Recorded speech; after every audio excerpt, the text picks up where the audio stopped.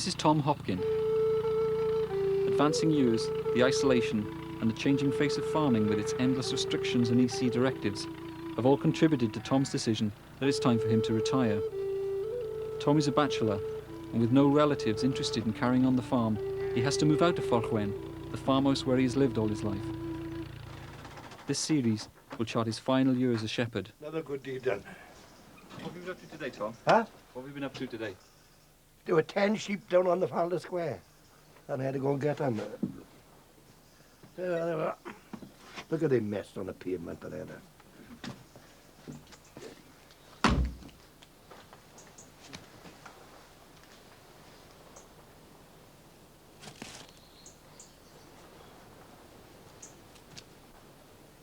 Hello, have anybody reported a dog killing lambs up in Timino there to you? No, this is Fforchwen farm. It was my lamb that kills you. Hopkin, Tom Hopkin.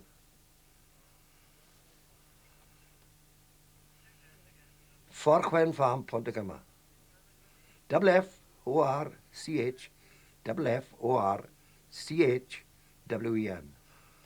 I hope you could do something about this. That dog would have got to be destroyed because I don't want to, that happening again. Yep, I don't know what, that'll be all right, okay? Yep, right. That's it. They helpful? Well, they'll do their best, but the point is she didn't see it actually attacking the lambs. She only saw the dog that was there and then saw the lamb dead, So and his throat had been ripped out.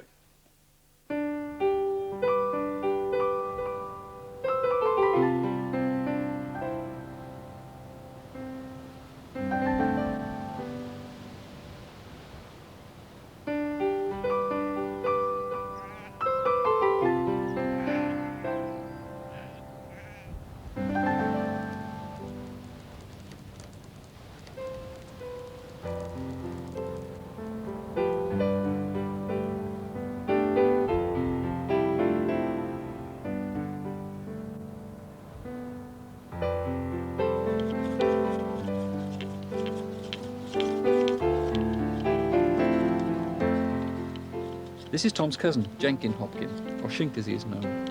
Although Shink is 76 and retired, he still manages to come up to the farm to help Tom with the sheep.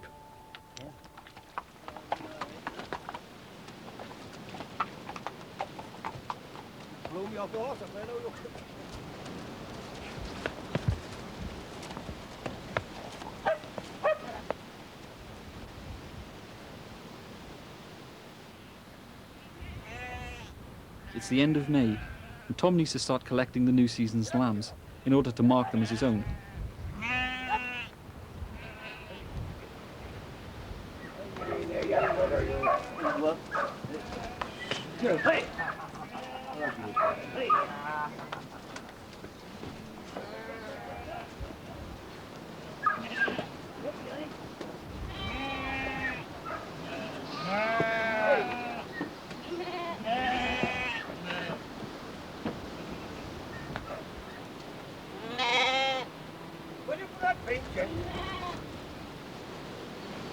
Jack, where do you put that paint? The last one, eh? What colour? All up the red. No. What's it up there? In the shed. They left it hanging up there tonight. Oh, is it? Ah. You said to leave it there, you're right too.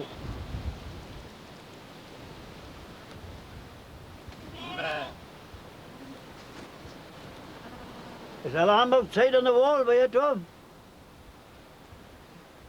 One lamb on the wall by you, look. One lamb on the wall here.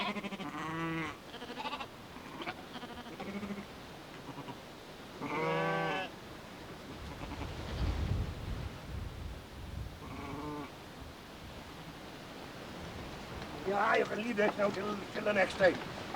No, we're getting out, Tom. You're determined. You've got to be, man. Hey, I'm not on bloody sound now, am I? No, too windy for sound, man. Too windy for sound. So I can call you out the names there Aye. without fear. Oh, that's all right. Tom was hesitant about us filming him, earmarking and castrating the lambs. He was concerned that somebody watching would find it unnecessarily cruel.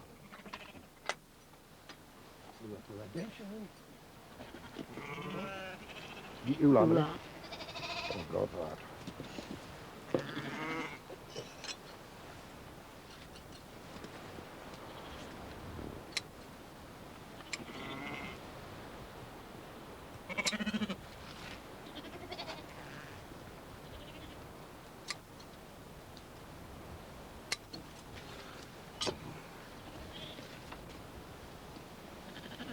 Tom's father William and Chink's father Hugh were brothers. They were born in the valley in the 1850s.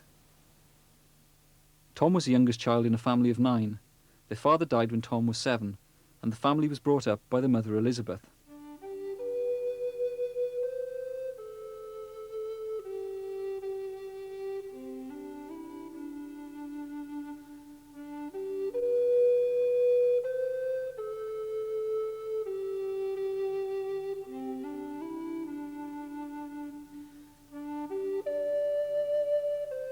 Until 4 years ago, Tom lived at Fforchwen with his sister Megan.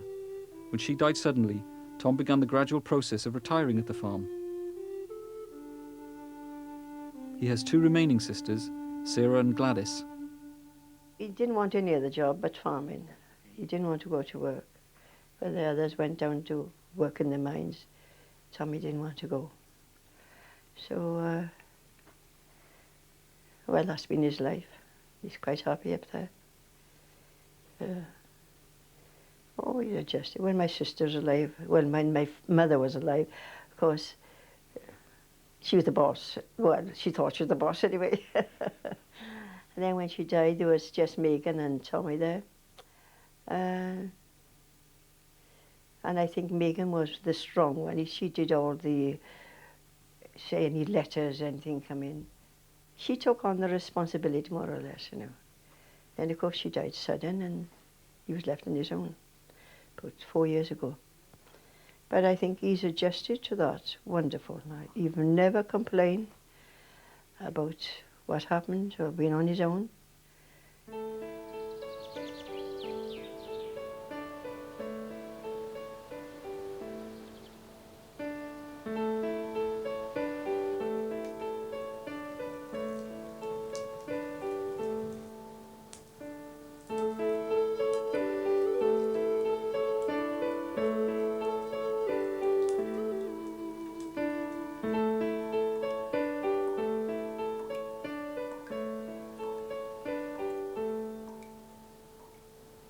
A few people we've spoken to have told us stories about farmers that are still working well into their 70s or 80s. Yeah. But what is it about, you know, farmers that you can work for, you know, well past your retirement age? Well, you can't just finish like that, can you? I mean, you've got to, you know, carry on. But when you see Shank and Bill, I mean, Bill, you know, Shank's got his little allotment at the back, and Bill is quite happy to stay in the house. I mean, when you see them, don't you think about taking it a bit easier? Look, if the truth was known, they're glad to come up for a little run. But what? No, you understand what I mean. It's nice to come up. Well, I don't think I could sit down in the house all the time. Could you? You know, I wouldn't like that. Even though there is a bit of worry attached, like, in it, I mean, you're doing something, aren't you? Yeah, you'll have to cut down the stock or so. Keep them all in the fields, yeah. And you still want a shepherd on the pony? Ah, that's it.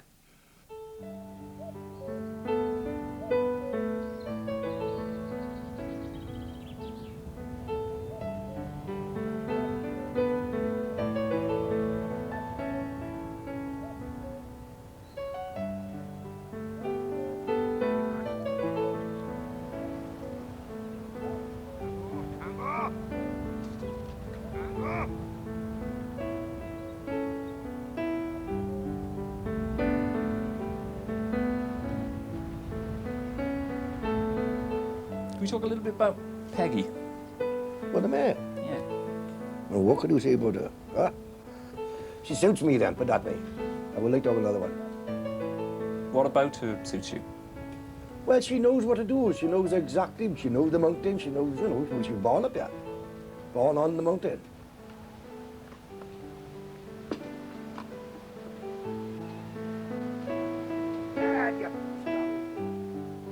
Do you feel very attached to those animals, the horses and your dogs?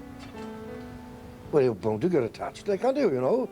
But if something happened, there are, I mean, you are, you know, you feel a loss.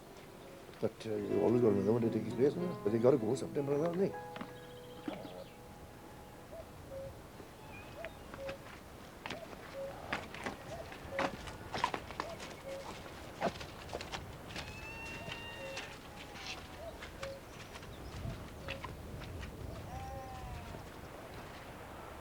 Pontycymer lies towards the top end of the Garw Valley in mid Glamorgan. The mines have come and gone, but the community is still surrounded by hill farms. This was the original farmhouse when Tom's grandfather began working in the valley. After the family moved out, it was used as a cowshed for milking, and when they stopped keeping cattle, it was used by the sheep for shelter. It will be Tom's new home when it's finished being renovated. Although it's only 400 yards from Tom's present farm, it's much more accessible and nearer the village. Gladys, of course, wants him to come down, to be near there, because she can walk there. She can walk across there from her own house, and see to it, you know, and clean it and this and that. But it is a bit of a pull to go up the farm, as you know. It's a long way to walk, especially, and you can't take a car up there. At least you can take a car up there, but it's a very bumpy ride, you know. So she's glad, they all glad. He is coming down. Although I've yet to see it, I think he's going to use it as a winter palace, I think. He won't come down permanent. I don't think so. He says he is, but I can't see it myself. He loves the old place too much. You can understand in a way, it's a wrench. It would be a wrench, really, to leave your home, wouldn't it, after living there all your life. You know, he's a little bit wary, you know.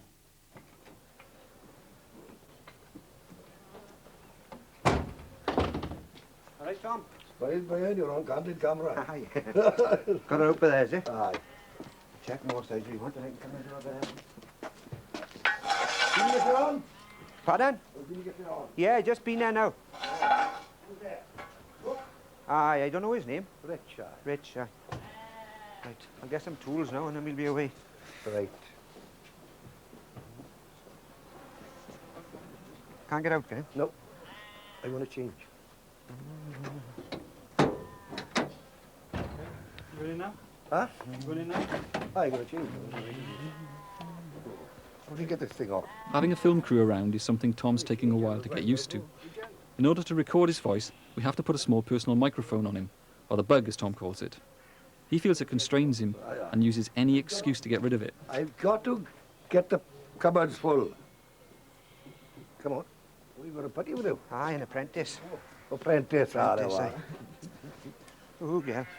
Good girl. Come on. I'm glad to see you, Brian, because you're going to be tender. Aye, have Peter gone a bit bare? Aye. We've had funny old weather, don't we? Aye. Either one thing or the other. Although it's only yesterday he was a most, you know. Come on, girl. Jamming he was there, lot. Right then, girlie. So look at you. Right, I'll leave you to it, okay?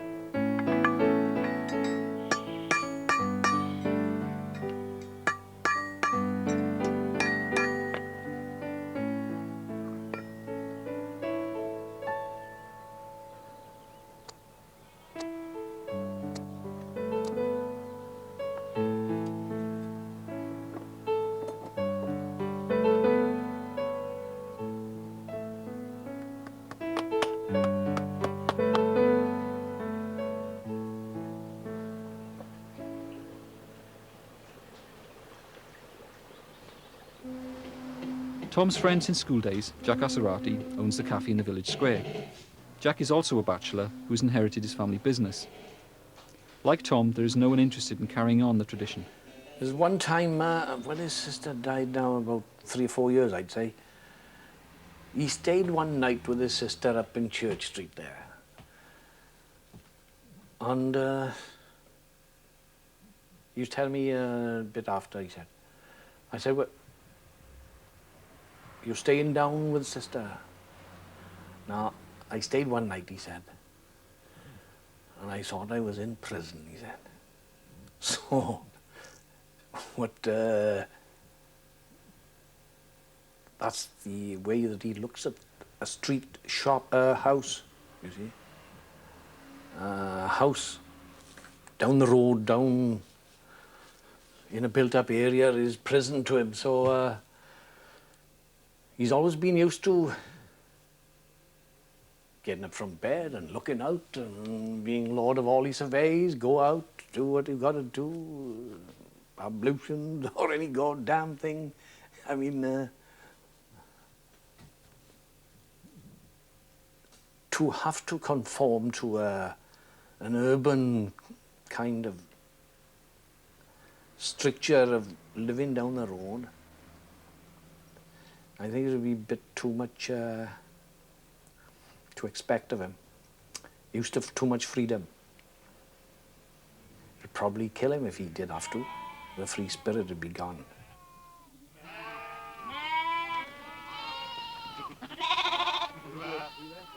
Tom's nephew Mike also gives him a hand on the farm. Helping to catch and sort out the sheep, Mike's patience and strength are invaluable to Tom at this time of year. One by there, look. Right by there. See him by there? Yeah, well. Oh, you go.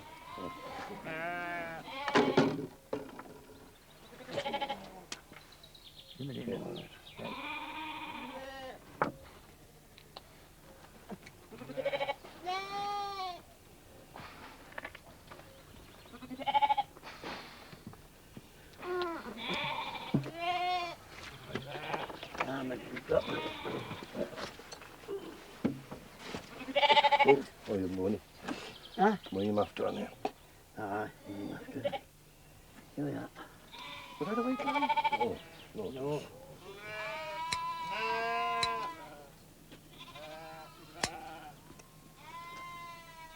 In order to know how many sheep he's marked that day, Tom collects the discarded parts of their ears, which he counts later.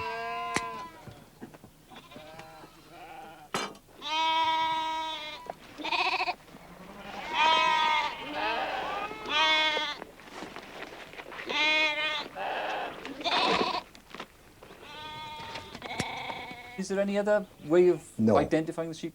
Well, you put a tag in there, you've still got to puncture the ear, haven't you? And, you know, tags can either drop off or be damaged or something like that. But the way, you know, when you're marking is permanent. And it's not cribbling and creaking, you know, you don't see them, you know, in any pain after, do you? Get on there! Get on, Tango! Get on, Tango! Get out, come here! Go back there, go back there! Go back there! Get on, Chef! Come on, Chef! Come on in here! Come on, Chef! Come here! Come here! Come here! Get on, Tango! Get out! Tango, come back! Come here, Chef! Chef! Chef! I'd be damned, there's a bunch up there, look. Get on, Chef! Come over there.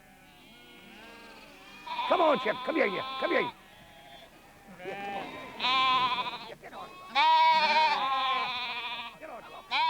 Tom's fields aren't rich enough to feed the lambs over the summer. After marking his flock, he has to turn them out to graze on the common land.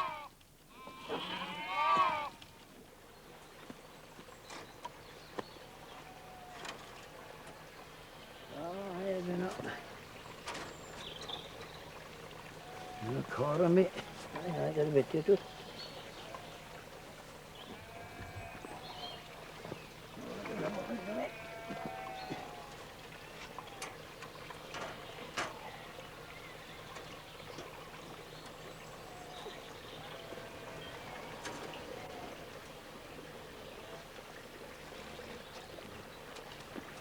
So, what do you not think? Mike, come on, Mike, let me go. Smile, man.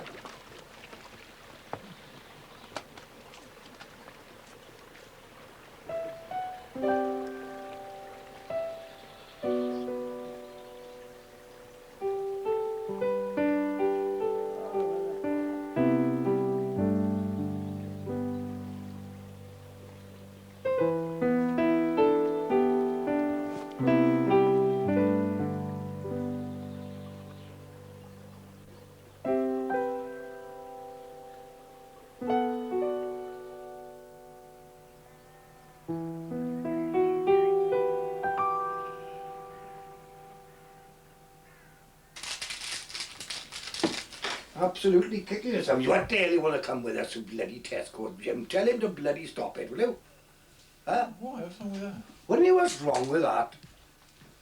It's how you got to go through it, not you. You haven't got to do anything. Gee, they're a bloody pair. I mean, Christ. You've only got to do a bit of shopping. They bloody have you on this shit house before they finish. I need to God. I got to be crude now, Jesus, God. Right, Tom, if we stick a bug on now, then it'll be over. Oh, he's a persistent bugger. Swear to it now, Tom. I have got to call in a couple of places before they come, huh? Ah, well, it's all right. Well, Just have if it you put after. No, if you put it in now, then we don't have to worry about it outside can't do Tesco's it. there. But I ain't got to bloody worry about it, haven't I? Well, all you don't, because it's not, you know. Huh? It's It won't be switched on. Only when we're inside. Oh, there's another clever bloody guy, but there again, you'll be switched on. I can see him not bloody switching it on. Come on. That's a good man. You're a bloody pest, a bloody lot of you. Will I see that bloody Roy? I want an increase. I'm Christ, it's not bloody worth it, I tell you straight. I'll be up in my bloody fees. Put it up there, okay? Okay, be buggered. Be nobody shopping, they'd be bloody looking at a pair of stupid buggers like me and Bill. Here we are. Thank you, Tom. If there's anybody looking around there, I'd be counting this and I'd be flinging it across them. Look at it, look at it, look at it. Come on, out to go. I got to look up pie. I could tell Bill now we'll be touching bloody 80 going down the new road. Just to get rid, but we'll do our shopping before you get there.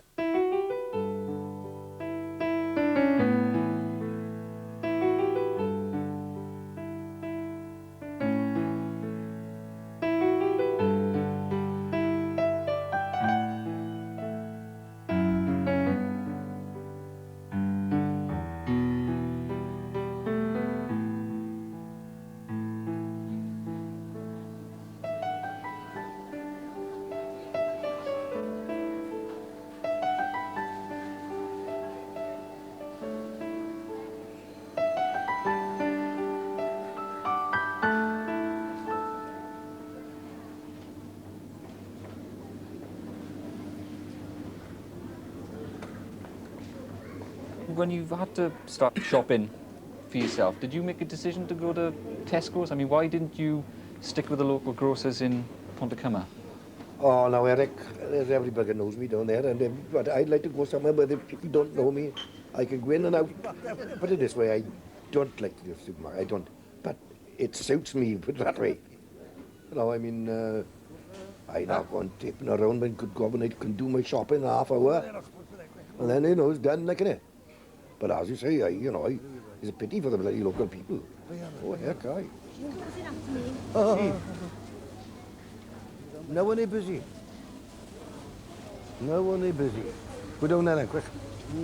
Quick, put somebody else on there.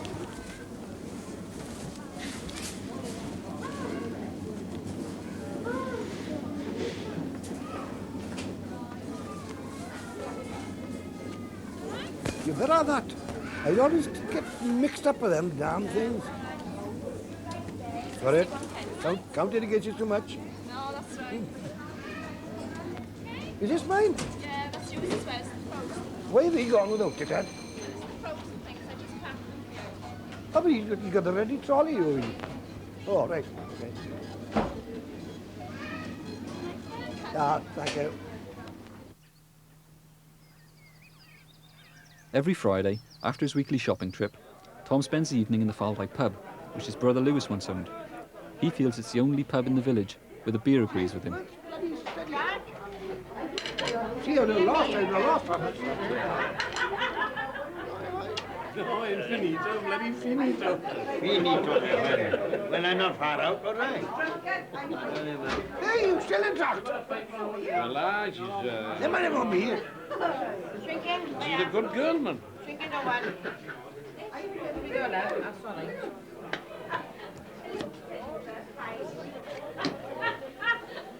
Again.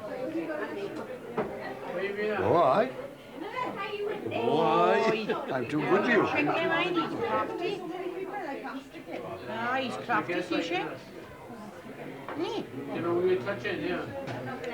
I think Chingy's in a bit of a dilemma.